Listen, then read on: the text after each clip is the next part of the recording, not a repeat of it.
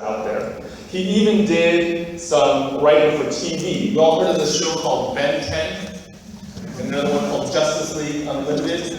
He was on staff for both of those shows. Now, unfortunately, Duen is no longer with us. He passed away in 2011 at the age of 49. I was lucky enough to have met him very briefly, just once, at a Comic-Con about a year before his death. We were on a panel together. And I was able to, after the panel, go and shake his hand and tell him how much his work meant to me. I still feel lucky for having the opportunity to have done that. Now, in a column that he wrote in 1999, Duen talked about his love for this Marvel Comics character called the Black Panther. The Black Panther's secret identity is T'Challa. He is the king of a fictional African nation called Wakanda. And the Black Panther has super senses, he's super strong, and he is super agile. He's part of the Avengers, but he hasn't made it on screen yet. Hopefully that's going to happen soon. Now, the Black Panther was actually created by two Jewish Americans, by these two guys named Stan Lee and Jack Kirby.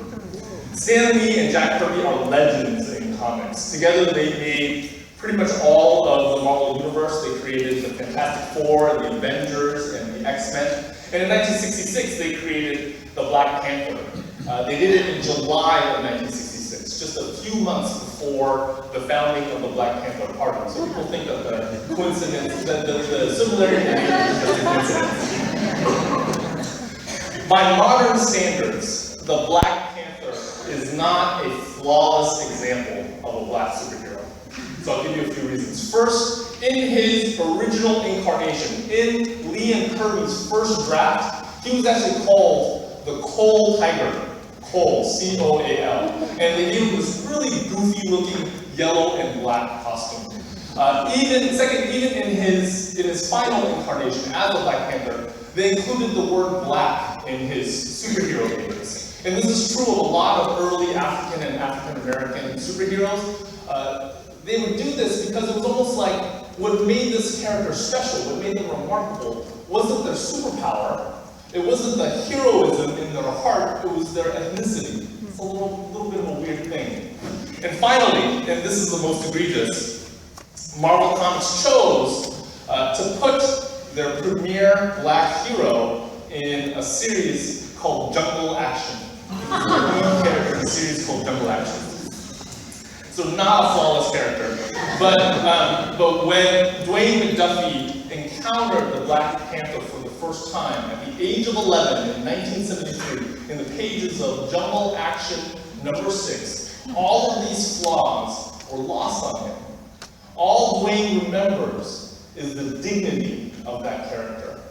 Black Panther was not anybody's sidekick. He was not an angry thug. He was not a victim. He was his own man. He was a hero that stood tall and stood proud. In that column, Duen writes, in the space of 15 pages, black people moved from invisible to inevitable. This love of Black Panther eventually grew into a love of Marvel Comics, which eventually grew into a love of comics in general. Duen was a smart guy. He actually had a master's degree in physics, but he chose to write comics as his career. I think a strong argument can be made that without Black Panther, without this flawed black character created by two creators who were not black, you would not have Duen McDuffie, the writer. Duen McDuffie wasn't just a talented writer, he was also a talented businessman. In the early 90s, he and a group of other writers and artists founded this company called Milestone Media. To this day, Milestone is probably the most prominent minority-owned publishing company out there, comic book publishing company out there. These days, Milestone's characters have been folded into the DC universe. So Static Shock and Icon, these characters that Duen helped create, now fight crime alongside Superman and Batman. During this time when he was founding this company, the early 90s, I was just finishing up my adolescence. I was a huge comic book geek. I don't know if you can tell that.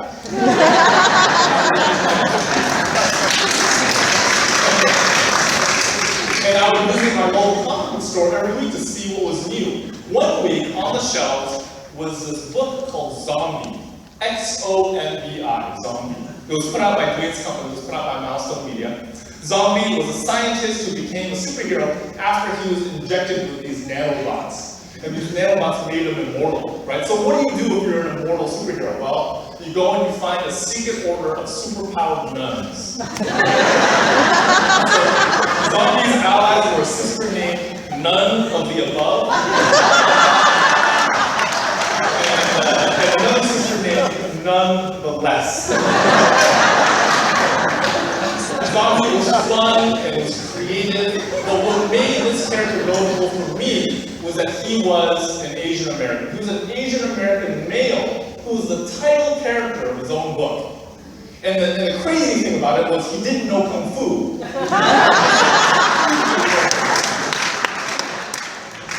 Zombie was not created by Asian American creators. The writer who worked on it was white, the artist who worked on it was black, but he did serve to make Asian Americans a little bit less invisible.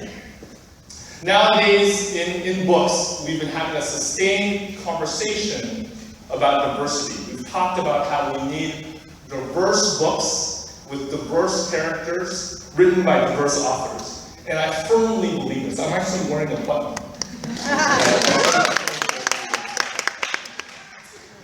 But I've noticed that in a lot of these discussions, there is an undercurrent of fear. We as writers are afraid of writing characters that are too different from ourselves because we're worried about getting it wrong and then getting all this hate from the internet. Now sometimes this fear is a good thing. If this fear drives us to do our homework, to research the cultures that we're going to write about, I think it's a really, really good thing. I'm a high school teacher. I am pro-fear that drives you. But other times, this fear crosses the line. Sometimes this fear makes us quietly make the choice to avoid characters, to avoid writing characters that are too different from ourselves. Sometimes this fear makes us take the color away from a character.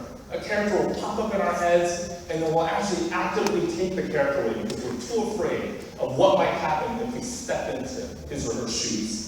And this is a terrible, terrible thing because as writers, our jobs are to step out of our own identities and encourage our readers to do the same. The reason why I told you the story of Dwayne McDuffie is I want us to be generous with ourselves as writers, to be generous with ourselves and with our fellow storytellers. A flawed black character, created by a writer and artist who are not black, inspired a young African-American reader to become a writer. We as writers have to allow ourselves the freedom to make mistakes in our first draft. And this includes cultural mistakes. I'm going to tell you that I think it's okay for you to get the details of a culture that's not your own wrong in your first draft.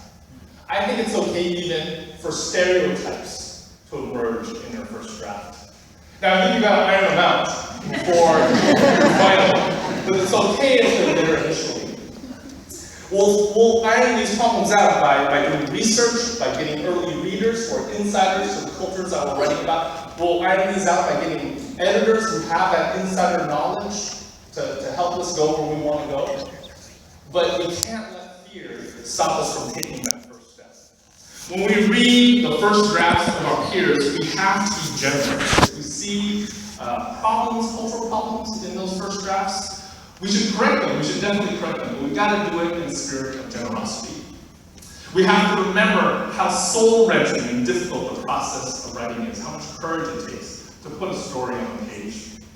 Now let's say, worst case scenario, you do your homework, you put out this book, the internet starts hating on you, and you realize that you actually made a mistake, that the hate of the internet actually has a basis.